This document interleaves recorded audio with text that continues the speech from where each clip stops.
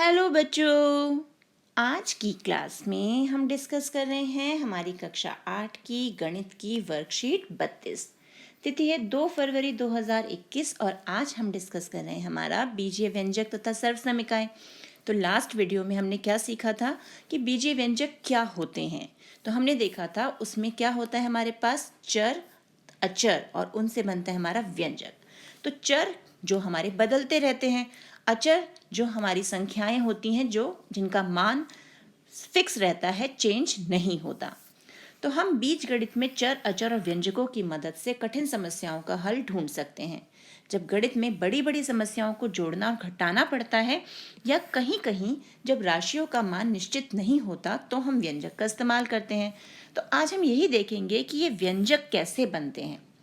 तो जैसे अंकगणित में संख्याओं पर 4 संक्रियाएं यानी हम 4 ऑपरेशन करते हैं ना, या तो प्लस, माइनस, मल्टीप्लिकेशन या भाग, इसका प्रयोग करके हम व्यंजक बनाते हैं।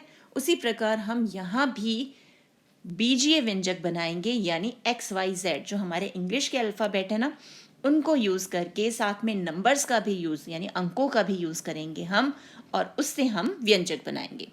तो अब हम उसी के लिए सबसे पहले एक स्थिति लेते हैं। रहीम और रश्मि के पास गुब्बारे हैं। रहीम के पास 4 गुब्बारे हैं और रश्मि के पास 5 गुब्बारे हैं। तो कुल कितने गुब्बारे होंगे?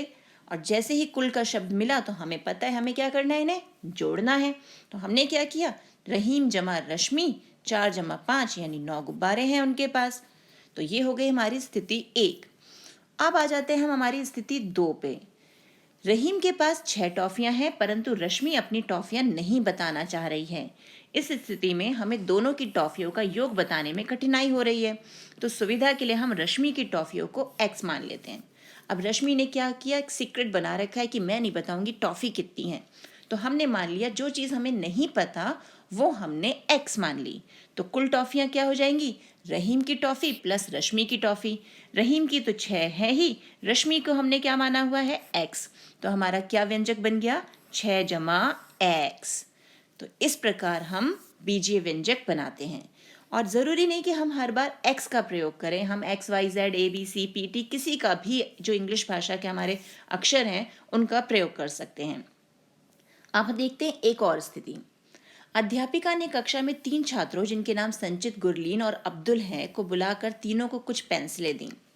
संचित ने कहा मुझे 4 पेंसिलें मिली हैं, गुरलीन ने कहा मुझे 3 पेंसिलें मिली हैं, अब्दुल ने कहा मुझे भी कुछ पेंसिल मिली है।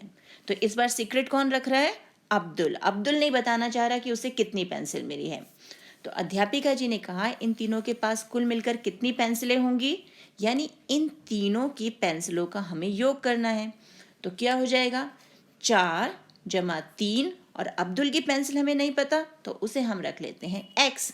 और जब हम इन्हें जोड़ेंगे तो अंक को अंक में जोड़ दिया, 4 जमा 3 7, और x वो एज इट इज रहा, 7 जमा x पेंसिलें हमारा उत्तर हो गया। अब यहाँ हमें क्या दिया हुआ है, एक तालिका, स्वाति, मुकेश और दोनों की कुल संख्या, कुल का मतलब हमें जमा करना है, ये तो हमें पता चल गया।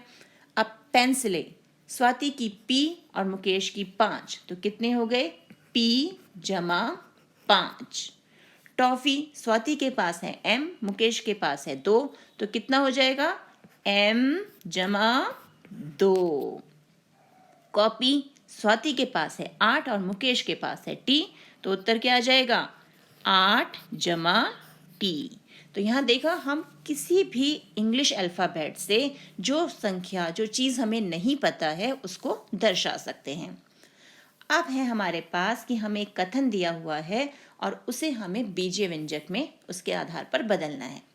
तो राम कह रहा है कि मेरी आयु x वर्ष है। तो अब राम के पिताजी, उन्होंने क्या कहा, मेरी आयु तुमसे 3 गुनी है।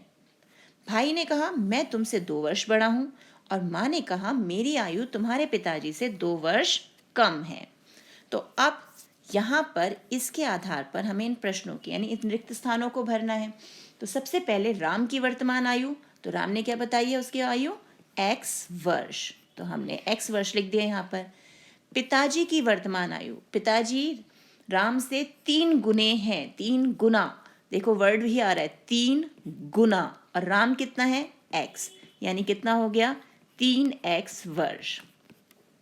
फिर माँ की वर्तमान आयु, माँ ने कहा मेरी आयु तुम्हारे पिताजी से 2 वर्ष कम है।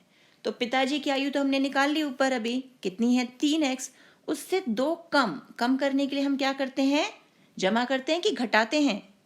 शाबाश, घटाते हैं। तो घटा 2, यानी माँ की आयु हो गई 3x माइनस 2।